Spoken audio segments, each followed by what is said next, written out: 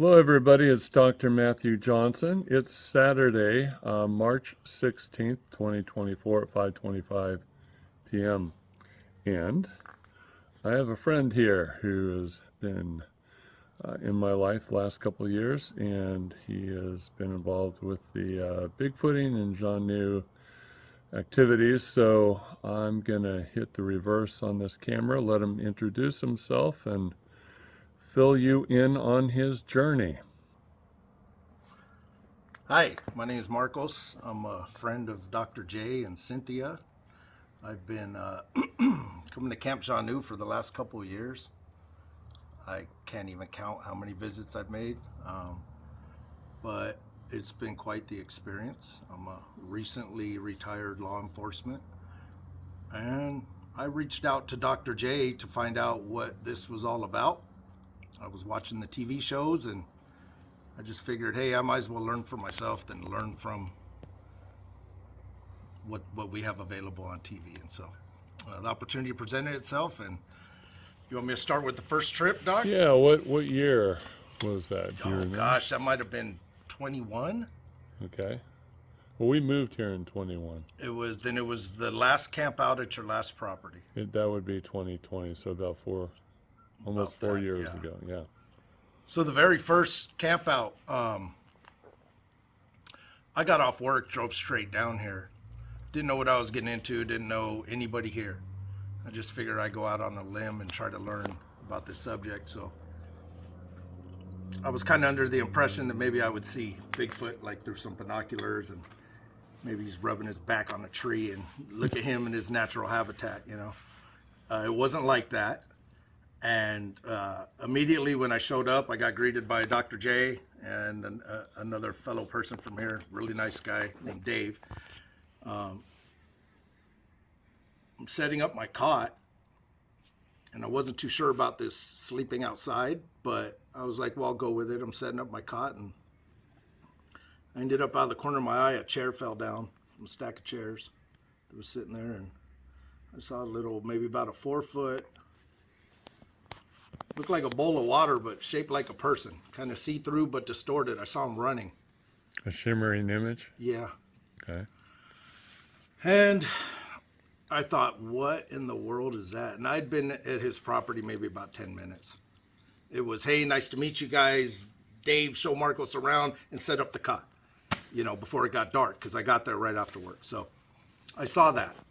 Didn't quite know what I was seeing. I'd watched the videos, but things were happening fast. And I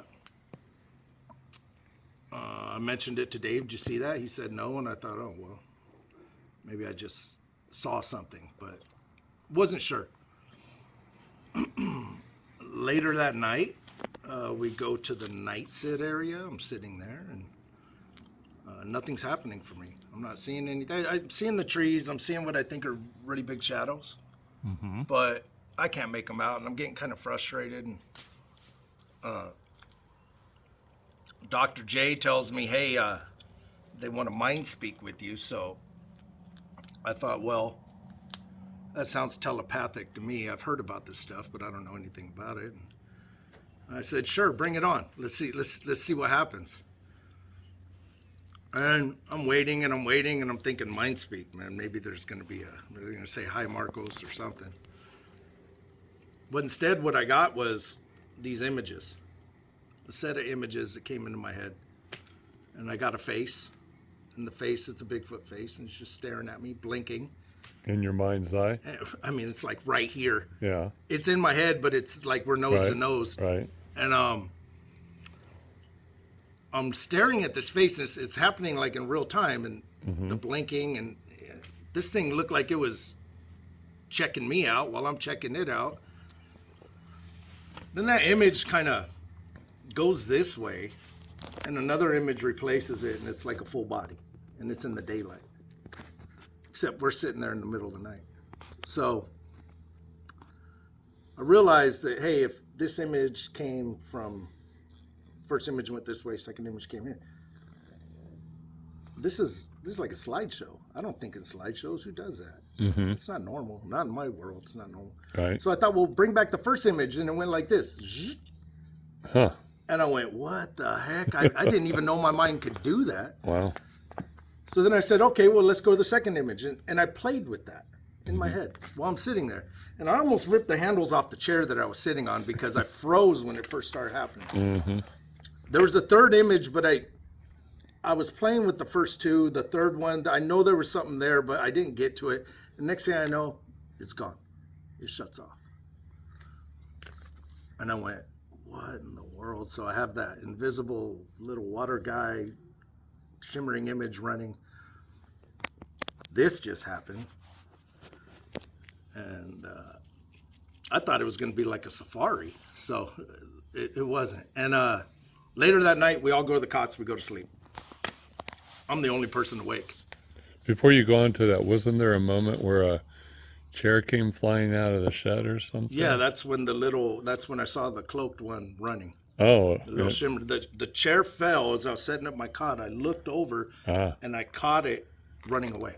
Oh, okay. Got it. That was like 10 minutes when I Yes. first showed up. Okay. So I'm trying to wrap my head around all Yes. this, right? Yeah. I thought maybe I was just going to see Bigfoot from a distance and go, wow, look at him. Right. So we go to sleep on our cots, and I'm like the only one awake. All this stuff's running through my head, and there's people on cots all over the place. And I'm wide awake. And all of a sudden, through the forest, coming right towards me is this running, pounding footsteps. Boom, boom, boom, boom. And it came like kind of towards us, but went off that way. And where it stopped, I should be able to see it. It was that close to me, I couldn't see it. I heard brush crushing, I heard it, I couldn't see it. So I'm looking and I go, what the heck is going on here? Why is everyone asleep? Nobody's awake. Why am I the only person experiencing this? So I ended up kind of just curling up going, I don't know what the heck this is. I've never responded like this to anything in my life, but I can't see it. I can't put eyes on it. What is this? So the next morning, I was supposed to stay a couple nights. The next morning, I was like, hey, I'm out of here. So I told Dr. J and another guy, Dave, that I made friends with there. I said, hey, I got to go, you guys. Maybe I'll look at coming on the next one. This was it for my trip. I was supposed to stay for a couple nights, but in all honesty, I needed some time to wrap my head around what just happened. This was way more than I thought I was getting involved in. So I asked Dr. J, we were at the side of my truck. I said, hey, you told me they wanted to mind speak with me. How did they do that? Because I haven't told anybody that this happened yet. So how do they do that? And he goes, well, they could try to talk to you. If that doesn't work, they may send you some images. And I go, what kind of images? He goes, I don't know, like a slideshow. And my jaw just dropped. And I went, dude, that's exactly what happened. I said my goodbyes, got in my truck, drove home, thought about it the whole way. Went home, sat on my couch for a couple days, thought about it some more. And then the next camp out came. Well, just a moment, just for the record, you did say retired law enforcement officer, right? Yeah. So you're trained to observe. Things I can see. But still, you are trained to observe, right? And I took in as much as I could mentally. I'm just saying. Yeah. That was a lot to take in. That was a lot to observe. Yeah. So okay, just checking. And I've seen some crazy things, but this was there. Yep. And okay. So the next time for camp came around, and I thought to myself, all right, now that you've experienced this, is this something you want to continue, or are you good? Are you done? Is it time to go back and watch TV shows about it? Or are you going to continue the journey? So I thought to myself, well, I got the crap scared out of me last time. But if I can get past that, there's knowledge, there's learning, there's things beyond that, beyond the fear of what you don't understand. So I thought, let's do this. Let's go. And so I showed up, and things continued to happen. I brought friends up here. I brought family. I've made friends here, and I've experienced things with all of them. I've experienced things with people I brought here. Even where we're at right now, I was camping out right here, and one night I woke up and I saw these two, kind of by that cage, the kennel cage, saw two, what appeared to be Bigfoots, looking at me. And right when I was laying on my side and when I opened my eyes, there was two. And one of them looked at me and took off. The other one stayed.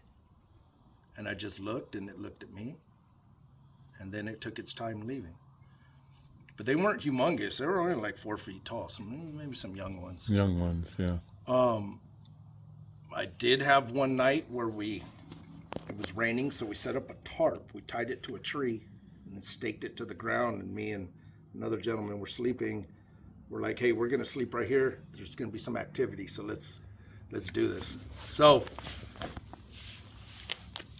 nothing's happening. I'm asleep, and it just so happens that the side that I'm sleeping on is facing towards Dr. J's garage. And as I open my eyes, just sleeping, all of a sudden I open my eyes, and there's this tall figure walking across the grass. And it's so close that I should be able to hear it. So my mind is telling me, why am I not hearing this? And it's like I went through a process of elimination. So why am I not hearing this? What in the world is that tall? And it just walked up a gravel embankment. Why are the rocks not slipping? Why am I not hearing it? And then it popped up next to the garage doors. So he has like barn style garage doors, really big. I would think like the top of the door is like 10 feet tall, probably. Well, this thing's head was at the top. As it walked by these white garage doors, there was a tall black figure that walked by the white garage door. So then it really popped out. And then it just hit me. It's Bigfoot. This is what you came for. And I just went through eliminating everything else it could possibly be. And I don't know why I went through that process in my head. I was just, when you see something you don't normally see, you start to go through this process in your head of eliminating things that it can or can't be. And I just realized, wow, that thing was right by me. And it never looked at me. It was like a side profile as it kind of walked past, and then it kind of angled up towards the garage. Now I'm kind of looking at it from behind, but still side profile behind. It never turned its head and glanced at me like I'm sure it knew I was there, but I don't think it was concerned about me in any way. And it just walked off. I've had nights where I've woken up and everything I'm sleeping with is all over the place. Until something came up and was checking me out. And I was sleeping down in that little, I call it the cul-de-sac, but it's the apple, or where's that, the apple orchard down there? Yeah, it's in that direction. Down the hill? Yep. I laid down for bed with two people. We had our cot set up. This is after a night sit. We're sitting there, and then all of a sudden, the loudest tree knock you've ever heard, that I've ever heard. I'm sure there's louder the one I've ever heard. It was right next to us. Oh, wow. And I went, hey, they're right here. And my buddy goes, I know. And so we laid there, and I was waiting for something else to happen. Nothing else happened. Later that night, I woke up. There was something, like my cot's about this high. Right about here was like this weird little mist going kind of counterclockwise. And I was like, what? This happens to me. I'll open my eyes and something's happening. But if I'd never opened my eyes, I would have never known. But for some reason, I opened them. And I went to wake up one of my buddies, but he's out cold. I woke up my other buddy, and I go, hey, dude. And he's all, what? I go, what is this? And he rolls over and looks, and he goes, what is it? I go, I don't know. That's why I woke you up, dude. And we sat there and watched this thing just kind of, it felt like I was being like scanned somehow, some way. Mm-hmm. That's what it felt like to me. So, Hmm. and then it didn't leave. It just vanished. Hmm. It didn't just carry off with the wind. There was no wind. Mm-hmm. And if there was, it wouldn't just be hovering or like it'd be moving, right? It's just gone. And I was like, whoa. Wow. I mean, experience after experience here. Do you remember what you saw when you tried to wake me up and I almost hit you? Oh, was that? Do you remember that? We were sleeping right over here. Talk. Oh, was that? And I almost like took a swing at you I thought as I thought there waking was up. like, I think it was Starlink or something. I'm not sure what it was. Oh, a Starlink satellite. Okay. Something. I was like, what's that in the sky? But Okay. and that's not even what I'm here for. I don't care about stuff in the Yeah, sky. But yeah, exactly. I saw it in the middle of the night. Yeah. But I've had encounter after encounter here. I keep coming back. I've met really good people. The subject is fascinating. Mm-hmm. There's nothing fake going on around here. It's you could camp down there by yourself. You can go way over here by yourself. Okay. And you're going to come back in the morning and you're probably going to have an experience. Actually, no matter where people set up their cots, everyone reports having some kind of experience. But I do have a couple of questions to ask, if you don't mind. Yeah, go ahead. Okay. Once again, for the record, for those of you that are watching this and aren't familiar with Marcos, he is officially retired law enforcement officer. The boy is a smart cookie, and he observes and nothing gets by him. And so, a couple quick personal questions, because law enforcement are also trained to watch people and to discern whether or not somebody's credible or a con, right? So you've been around me for, what, 4 years? Yeah, there's no con. There's no... You can't replicate the things that have happened to me and many others here. Mm-hmm. Just before you go any further, you can't replicate it. You can't... So I'm not conning you. I'm not hoaxing stuff. I'm not you pulling stuff over on people. You can't cloak a Bigfoot. I can't? Okay. I don't think you can. I don't think it's possible. I don't think some of the things... I've slept right next to you and Cynthia. I don't even know how many nights now. I mean, our cots are set up in the same spot again. Yep. 3 in a row. Right over there. Yep. And things have happened while he's sound asleep. And I've tried to wake him up. So, Doc, what's this? What's that? These are things that you can't hoax. You can't. They're already in a world of their own. Like these events that happen, they're pretty significant. And for the people that are into this subject, I mean, there's real things happening here. Not to discount anybody else. I've seen all kinds of stuff on YouTube. This is just where I come, and the relationships I built here work for me. But this stuff's happening everywhere. So once you leave here, now you're kind of more tuned in. You start noticing stuff everywhere. This stuff's probably been going on the whole time right in front of people, and nobody's picking up on it. So it's kind of like a light switch. Once you get tuned in, you're way more observant. You're way more just tuned into these things. I've been out in the forest for years. I've done a lot of stuff out in the middle of nowhere, and it just makes me go back in my mind and think, hey, maybe some of these things that have happened on different occasions, totally unrelated, maybe they were. Who's to say? You never know. So I'm not conning. I'm not hoaxing. What about the accusations of cult leader? Am I mind controlling everybody? Am I pulling the wool over their eyes? And for the record, the most I've drank during these camps is coffee. Okay. So come down here coffeeed up so I could stay up late and not miss anything. But so no Kool-Aid? No.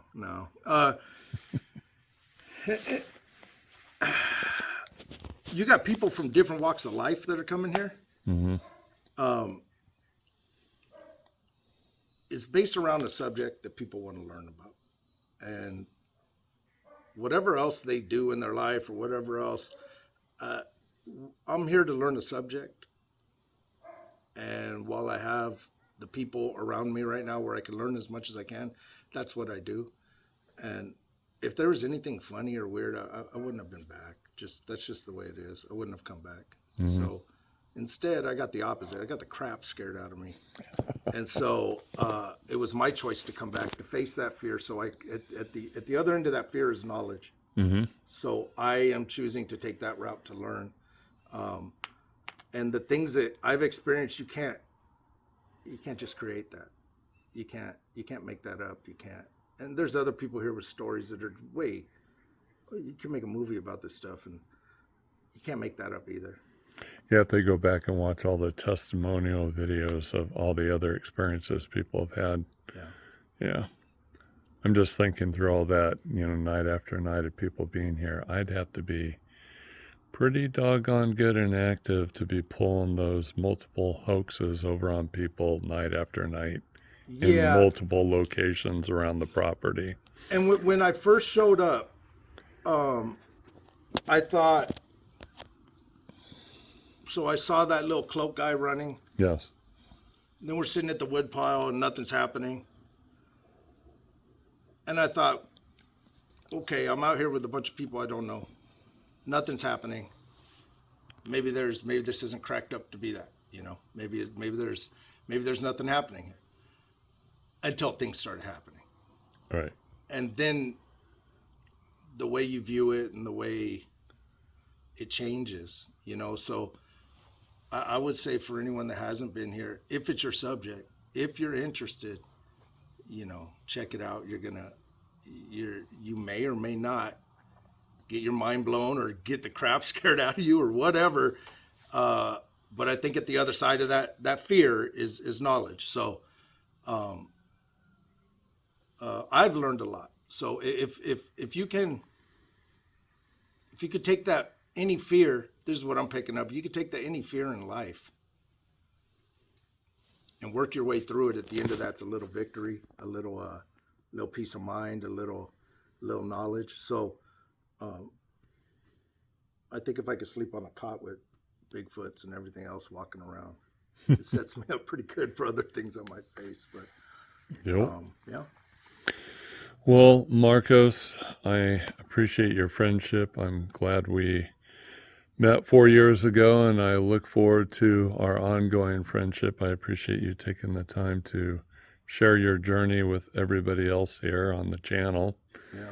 And I hope they heed your call, your advice to come out here and visit and experience this for themselves.